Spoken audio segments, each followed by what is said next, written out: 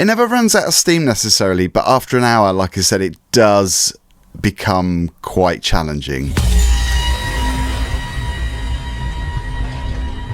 We are Boys on Film. My name is Phil. I'm joined by Chris. We're talking about What Remains, which is a drama inspired by the true story of the most infamous Scandinavian serial killer. So obviously there is a mood with this movie. Am I right?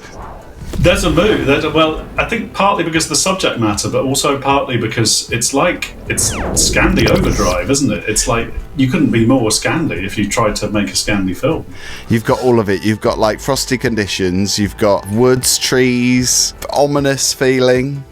Quite sad, very sad actually. The story of Scandinavia's most infamous serial killer, obviously a Nordic noir thriller starring Stellan Skarsgård. Brilliant cast actually. He was in Chernobyl. Did you see Chernobyl? So good, that series. Yeah. Academy Award nominee Andrea Riseborough. She was into Leslie and also Possessor. I mean, she's been in lots of stuff, Black Mirror, and lots of TV stuff as well.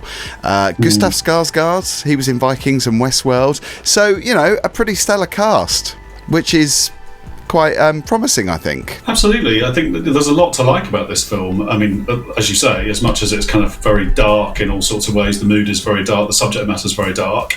You know, it's an incredibly well-made film, and it tells the story of, you know, a sex offender who's in jail or about to be released from jail, and it kind of emerges because of relationships that he has with a couple of key people that actually he may be responsible for some other things as well, and there's kind of competing forces about how they're going to get the truth out of him, and he comes to it his own way and he tells them his own way, and he reveals himself not only to be a murderer but a serial murderer, a serial killer. It just kind of unwraps, doesn't it? It kind of, there's something quite nice about the way that it just kind of it just folds out. You know, it's like a piece of IKEA furniture. It just folds out. Yeah, there we go. You see, crashes symbols. I think it does a really brave thing, and that is that it challenges the viewer, because you know, it's kind of getting into the head of the serial killer, which I guess is, you know, something that a lot of people, particularly professional people like detectives or therapists,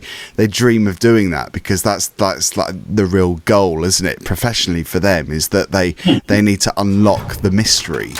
And I suppose as a viewer you've got that as well, because you're wondering, you know, why all these events were happening, and obviously it's easy to dismiss those events as just being, well, they're callous and cruel and nasty events, obviously, in history, but it's that thing of trying to understand why someone has done it, because, you know, for most of us, I would imagine that we just couldn't comprehend what would make someone do those crimes. I really like the parallel journey that you go on as a viewer, that the detectives are going on as well, because, you know, we're discovering why, you know, both of us, the detectives and us, are working out why this happened, as you say, and you know, what were the triggers, why did this person go into this life then where he kind of ruined everybody else's lives, and it's really interesting telling of that. And you're right, it contextualizes the crimes. It doesn't excuse them, it doesn't glorify them, it doesn't sort of say that they're okay.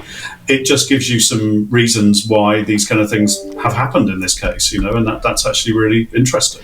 It's definitely a slow burn, isn't it? I mean, I'm all for a slow burn. I'm not saying that's a negative, definitely, with this film, but it's certainly captivating. I think that's largely thanks to both the direction and, I mean, the story is fascinating anyway, but you've got, you know, fantastic characters. You've got fantastic acting in this. The cast are really strong. After an hour, though, I think it becomes quite a challenge, because it is quite one note. We don't see any lightness, obviously, for the reasons which you understand. I mean, you know, it's based on a true story. It's written by the director as well. So, you know, it's inspired by that true story. I'm not saying, you know, all of it is factual. I don't know whether all of it is factual, but it does become a challenge. I mean, I've just finished watching it and it's put me in quite a mood. I'm not saying that's a good mood necessarily, which I suppose is job done, isn't it? From a director's point of view, it's got to have that energy. It gets under your skin, doesn't it? You know, it's difficult to watch it and just kind of leave it, you know, because you're invited into the mind of the person who's perpetrated these things, and we go on this journey, as I say, to kind of try and, you know, mine the data in his mind and work out, you know, what happened. So, you know, it's difficult to be completely unaffected by this film, absolutely. But there's something about the mood And as I said earlier, it's very Scandi. There's a fog over the whole thing a lot of the time. It's quite dark, and lots of it happens at night, or at least when the light isn't very good. It all seems to be happening in winter. There's something very moody about it, which is it's really appropriate. But there's something unrelenting about that as well. It doesn't. I think in a film that could have been filmed in the UK, for instance, you might go through some seasons, noticeable seasons through the kind of period during which the thing is filmed. But either because of the weather conditions they have in the country it was filmed in, or just because that's the mood they were trying to get, that never lets up. It's just always this foreboding, kind of claustrophobic, kind of quite sort of dark weather conditions, and that really affects the mood of the entire film, absolutely. And it's quietly spoken dialogue as well, isn't it? Which, again, never rises above those decibels. I mean, they're very low, though, the dialogue is spoken really quietly. And, it has to be. I understand why it has to be. But that is one of the things that draws you in. It's like a mystery. I mean, some of the dialogue I couldn't really hear that well, but I don't know if that's just my DJ hearing. It might have been, actually. It's dripping in that kind of mood and attitude, as you say. And that sort of makes it quite unrelenting. It's quite a hard watch, not just because of the subject, but because it's kind of made to be a difficult experience, I think, because I think you have to strain to hear things and stuff. But, that all adds to the sense of atmosphere. It's got an incredible encompassing atmosphere as a film. It really does draw you in and put you in that place. We both experienced that, I think, separately watching this film, and that's a success of it. It's a great thing. I do love Andrea Riseborough, though. She's one of those actors that I think, again, draws you in and you're just compelled watching her. She's got that screen presence where sometimes she doesn't necessarily have to do that much physically, but she's just got the facial expressions and the really convincing performances. But yeah, she's always brilliant. I've never seen her in anything bad, to be honest. Everything that I've seen her in, I've really enjoyed. So that's a great performance in this. I think it's great. I think if I had let's talk about kind of downsides of it. I think that there is a little bit of a cliche for me around not particularly Scandi dramas, but kind of crime dramas and thrillers. And I accept this as a true story, but there's a little bit of a cliche about the troubled detective. There's a troubled detective in this, and the therapist. The two opposing kind of forces here are a therapist and a detective. They've both got their own stuff to deal with, and they both bring their own troubles to the story, and they're both troubled people. And I'm just slightly bored of troubled detectives. I'd quite like to see a well-adjusted detective solve a crime once, one day. That would be great. I know what you mean, because it's Stellan Skarsgård, isn't it, who was in Chernobyl. He's going to AA meetings. He's got personal troubles as well as his professional troubles. Yeah, and look, I suppose if we're to counter my own criticism, if we're looking three-dimensionally at all the characters in this film, then it's fair enough to see the domestic lives of the detective and the therapist affecting how they work, just as we are seeing into the mind of the perpetrator here and kind of understanding his context. It's a level playing field for the characters in that regard, and I think that's actually quite interesting.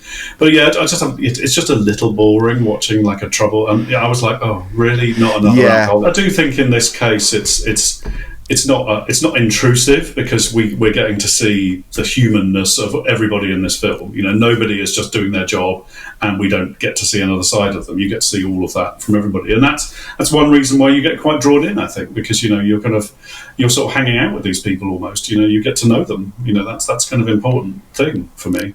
It's a long run time, 126 minutes, so obviously just over 2 hours.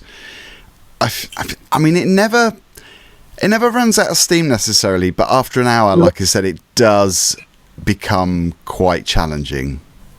Yeah, it's not like the pace drops. The pace is kind of fairly consistent throughout it. It's, you start watching it and you kind of, I don't know about you, I kind of settled in for a fairly long ride. It was obvious it was going to be like that, and it was obvious that the pace was going to be like that. I didn't think at any point there'd be a huge flurry of action and a kind of massive revelation or anything. No. It's all that. Everything is unveiled and revealed much more gradually and much more gently and organically than that, which is probably very authentic. It's actually, as a viewing experience, that's actually quite interesting, because you're used to the sort of peaks and troughs, and actually it's told in a much more level-handed way than that, which I think is actually quite skillful. So what star rating are we going for? Shall I hand it over to you, Chris, first? Because I do like to do the honours.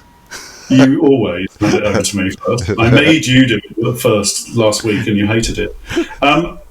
This wasn't a perfect film for me. There are things about it. There was something quite unrelenting about it. I get why.